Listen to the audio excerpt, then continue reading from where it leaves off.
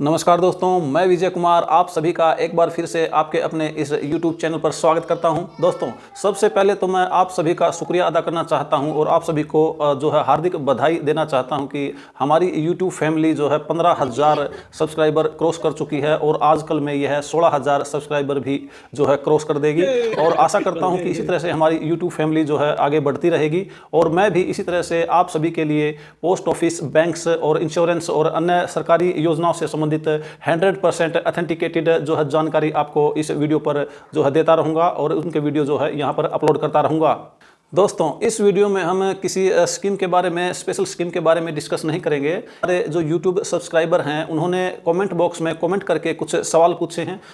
Post office की विभिन्न योजनाओं से संबंधित हैं सभी सवाल, और उन सवालों में कुछ इस तरह के जो है कॉमन सवाल हैं और इम्पोर्टेंट टाइप के और सीरियस टाइप के सवाल हैं जो लगभग हर जो है पोस्ट ऑफिस का जो उपभोक्ता होता है, जो कस्टमर होता है, पोस्ट ऑफिस में जो अपना पैसा निवेश करता है, पोस्ट ऑफिस के ग्राहक के मन में इस तरह के कॉमन जो है डाउट्स पैदा होना एक आम बात है। इस वीडियो में हम जो है उसके बारे में जो है जो भी डाउट्स उन लोगों ने भेजे हैं उनको, हालांकि इंडिविजुअल मैंने उनको आंसर दे दिया है, सॉल्यूशन जवाब दे दिया है। उनमें से कुछ डाउट्स, कुछ जो है क्वेश्चन तो इतने जो है कॉमन हैं जो हर कस्टमर के दिमाग में, जो है हर व्यक्ति के दिमाग में, जिन्होंने पोस्ट ऑफिस की किसी भी स्कीम में अपना पैसा निवेश किया है, उनके दिमाग में ये पैदा होते हैं। तो मैं यहाँ पर उन सभी को जो है आप सभी के साथ शेयर करना चाहता हूँ ताकि आप लोगों के दिमाग में भी यदि इस तरह के कोई डाउट्स हैं तो वो बिल्कुल क्लियर हो जाएं। यह वीडियो जो है बहुत ही ज़्यादा इम्पोर्टेंट और बहुत ही ज़्यादा जो है नॉलेजेबल होने वाला है, बहुत ही ज़्यादा इन्फॉर्मेटिव होने वाला है। इसलिए इस वीडियो को आप शेयर ज़रूर करें और लाइक करना तो बिल्कुल भी ना भूलें। तो आइए चलते हैं। जो पहला जो क्वेश्चन, जो डाउट्स मेरे पास भेजा है, ये श्री कोई कल्याण चंद्र जी हैं। कहाँ से हैं ये इन्होंने मेंशन नहीं किया। इनके दिमाग में जो सुकन्या समृद्धि योजना है पोस्ट ऑफिस की, उससे संबंधित ये जो है क्वेश्चन है। वो लिखते हैं कि full amount can be withdrawn if the girl gets married after 18 year of age. Please answer me sir, my full money is deposited in this account, please tell me about this matter. तो उनका कहना है कि वो पूछना चाहते हैं कि क्या 18 साल के बाद यदि हम जो है सुकन्या समृद्धि योजना में पैसा जमा करा रखा है और लड़की की उम्र 18 साल अगर हो जाती है तो, और उसके बाद उसकी अगर हम शादी करते हैं तो क्या हम जो है सारा का सारा पैसा निकाल सकते हैं। वो कहते हैं कि मेरा सारा का सारा जो बचत है उन्होंने जो है इस सुकन्या समृद्धि अकाउंट में ही जो है डिपॉजिट करा रखी है, और वो जो है जानना चाहते हैं कि क्या जब लड़की की मैं शादी करता हूँ 18 के बाद तो क्या मैं वह सारा का सारा पैसा ले सकता हूँ। उनका सारा पैसा सुकन्या समृद्धि योजना में ही जो है उन्होंने डिपॉजिट करा रखा है। तो जैसा कि आप सभी जानते हैं, सुकन्या समृद्धि योजना जो है 10 वर्ष या उससे कम उम्र की बेटियों का ही खोला जाता है, और इसमें जो है कोई भी व्यक्ति अपनी बेटी की शादी के लिए या उसकी हायर एजुकेशन के लिए पैसा इकट्ठा करता है। तो जो सुकन्या समृद्धि योजना के नियम हैं उसमें जो है अमेंडमेंट पीछे ही की गई थी। 18 साल के बाद यदि आपकी बेटी जो है आगे पढ़ती है तो उसके हायर एजुकेशन के लिए आप जो है जितना भी पैसा उस समय उस खाते में जमा है उसका जो है 50% तक विड्रॉल कर सकते हैं। जैसे जहाँ भी आपकी बच्ची किसी इंस्टीट्यूशन में या जहां भी आप पढ़ती है वहां पर अगर फीस की जो आपको रसीद लगानी होगी और 50% हायर एजुकेशन के लिए आपको पैसा मिल जाएगा। इसी तरह से 18 साल के बाद यदि आप उसकी शादी करते हैं तो शादी में यह फैसिलिटी जो है इस अकाउंट में दी गई है भारत सरकार के द्वारा कि 18 के बाद आप उस खाते में जितनी भी रकम जमा है उसको सारी की सारी को निकाल करके आप अपनी बेटी की शादी में खर्च कर सकते हैं। लेकिन उसमें जो है शर्त यह है कि बच्ची की उम्र 18 साल से अधिक होनी चाहिए कानूनी रूप से, और जब आपको ये जो पैसा आप निकालेंगे 18 के बाद क्लोज करेंगे, वैसे तो सुकन्या समृद्धि योजना का जो मैच्योरिटी पीरियड है खाता खोलने की तारीख से 21 साल पूरा होने के बाद ही खाता मैच्योर होता है और आप खाते को बंद करा सकते हैं।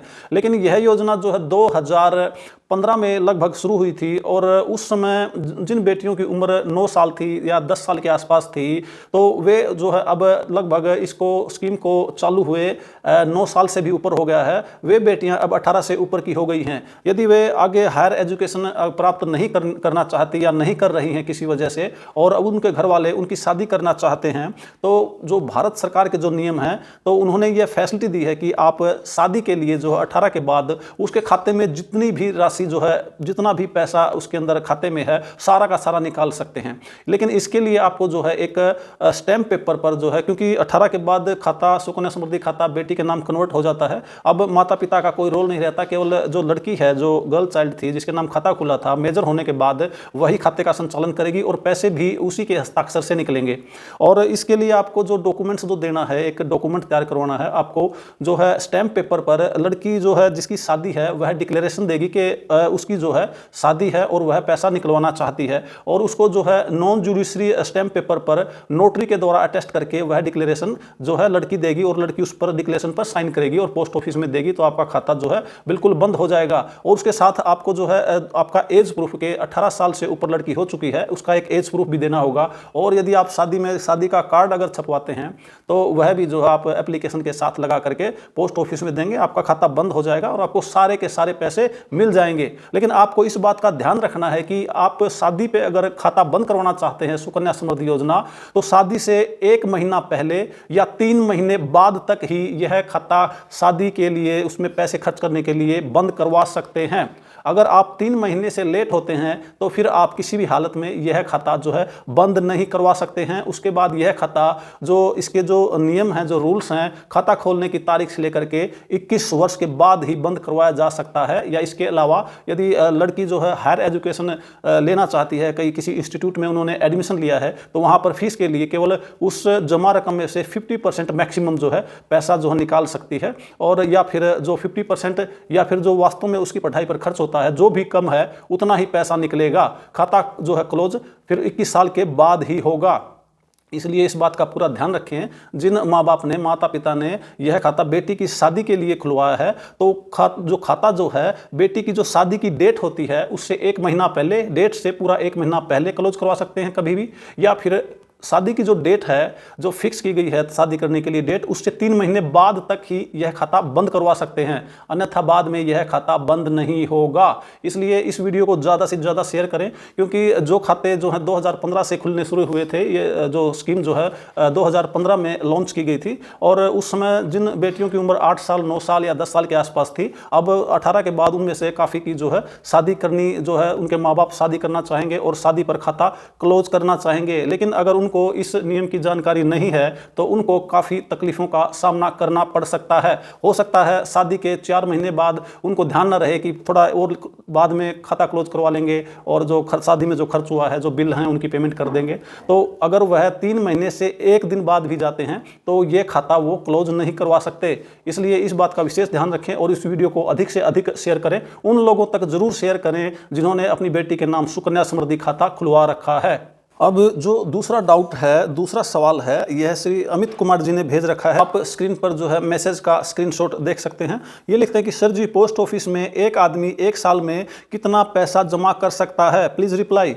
हालांकि इनको मैंने इंडिविजुअल जो है इनको रिप्लाई दे दिया है, लेकिन यह भी एक कॉमन क्वेश्चन है। लोगों को, कईयों को नहीं पता होता कि पोस्ट ऑफिस में पैसा जमा करने की लिमिट कितनी है, किस अकाउंट में कितनी है। तो अब ये जो पोस्ट ऑफिस का बचत बैंक खाता है, आप इसमें जो है कितना भी पैसा जमा करा सकते हैं। 500 रुपये से खाता खुलता है, उसके बाद आपके पास 1000 लाख, 10 लाख, 20 लाख, 50 लाख, करोड़, 2 करोड़, 10 करोड़, आप कितना भी पैसा आप इसमें जमा करा सकते हैं। इसकी जो पैसा जमा कराने की कोई भी लिमिट नहीं है। लेकिन हाँ, एक बात का जो है आपको विशेष ध्यान रखना है, जब भी आप किसी फाइनेंशियल ईयर में 1 साल में जो है थोड़ा थोड़ा करके या एकदम से 10 लाख या उससे ज़्यादा पैसा जमा कराते हैं, ज़्यादा रुपए जमा कराते हैं, 10 लाख से ऊपर अमाउंट का जो है आपको सोर्स ऑफ इनकम बताना होगा। Money laundering act 2002, money laundering act 2002 के तहत आपको जो है 10 लाख या उससे ऊपर यदि आप पोस्ट ऑफिस के किसी भी अकाउंट में, चाहे बचत खाता हो या फिक्स डिपॉजिट में, कहीं भी जमा कराते हैं, तो आपको जो है सोर्स ऑफ इनकम बताना पड़ेगा कि आपके पास पैसा कहाँ से आया, और उसका प्रूफ भी देना होगा। इसके अलावा भी यदि आप पोस्ट ऑफिस के केवीपी में, एनएससी में या किसी टाइम डिपॉजिट में पैसा जमा कराना चाहते हैं, तो उसमें भी कोई जो है इसमें पैसे की लिमिट नहीं है, मैक्सिमम की कोई भी लिमिट नहीं है। मिनिमम की तो लिमिट है 1000 रुपये के आसपास या किसी की 500, लेकिन मैक्सिमम की कोई लिमिट नहीं है। लेकिन कुछ एक जो है अकाउंट्स, जो खाते ऐसे हैं, जैसे आप सुकन्या समृद्धि में 1 साल में 1.5 लाख से अधिक पैसा जमा नहीं करा सकते, और आप पीपीएफ में भी 1.5 लाख से अधिक जमा नहीं करा सकते। इसी तरह से एमआईएस में सिंगल अकाउंट के लिए आप जो है 9 लाख और जॉइंट अकाउंट के लिए आप 15 लाख मैक्सिमम जमा करा सकते हैं। और इसके अलावा जो है आप जो सीनियर सिटीजन स्कीम है उसमें भी मैक्सिमम 30 लाख रुपए तक ही जमा करवा सकते हैं। इसके अलावा आप कितने भी पैसे जमा करा सकते हैं, लेकिन आपकी शर्त ये रहती है, भारत सरकार जो नियम जो रूल्स हैं ये हैं कि आपको 10 लाख या उससे ऊपर यदि एक फाइनेंशियल ईयर में पैसा जमा कराते हैं तो आपको उसका सोर्स ऑफ इनकम बताना होगा, आपका पैसा कहाँ से आया। खाली बताना ही नहीं होगा, आपको उसका प्रूफ भी देना होगा कि यह पैसा आपके पास आपकी कोई बचत थी, किसी धीरे धीरे आपने बचत करके पैसा इकट्ठा किया है, किसी बैंक से अगर पैसा निकलवा के आप पोस्ट ऑफिस में जमा करा रहे हैं तो उसकी जो पासबुक की जो फोटोकॉपी आप स्टेटमेंट के रूप में उसमें लगा सकते हैं, प्रूफ के रूप में। आपने कोई ज़मीन बेची है या किसी भी तरह का कहीं से भी आपका पैसा आया है, आपको प्रूफ देना होगा। अगला जो क्वेश्चन भेजा है, जो क्वेरी भेजी है, वो श्री संदीप नैन जी हैं, जिन्होंने पूछा कि सर मुझे 8 लाख की सेविंग करनी है, किस में करें।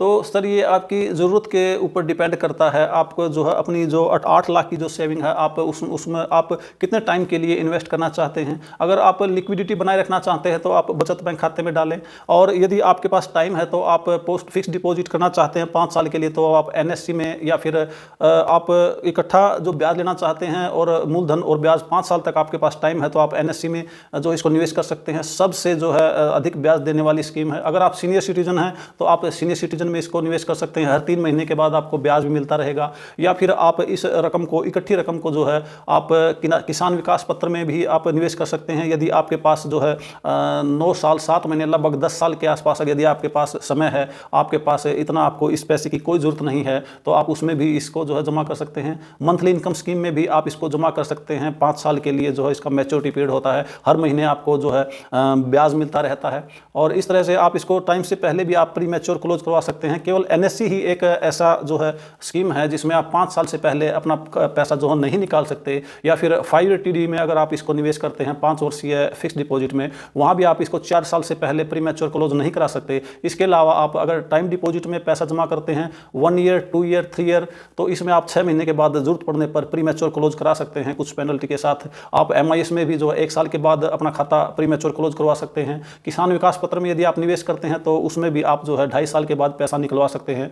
और इस तरह से आप अपनी ज़रूरत के हिसाब से देखें कि आपके पास कितना समय के लिए ये पैसा है और कितने समय के लिए आप सेविंग करना चाहते हैं। आप इकट्ठा ब्याज चाहते हैं या फिर आप हर महीने या हर 3 महीने के बाद ब्याज चाहते हैं, उसी हिसाब से आप अपनी रिक्वायरमेंट के हिसाब से इसको निवेश करें। यदि आपके पास 5 साल का समय है तो आप इसे NSC में निवेश करें, और 5 साल बाद आपको मूलधन और जो है इसका जो इंटरेस्ट है इकट्ठा मिलेगा, और काफ़ी हाई इंटरेस्ट रेट, सबसे ज़्यादा ब्याज देने वाली पोस्ट ऑफिस की स्कीम है। ये जो नेक्स्ट क्वेरी है, नेक्स्ट क्वेश्चन है, ये श्री अभिषेक दास जी का है।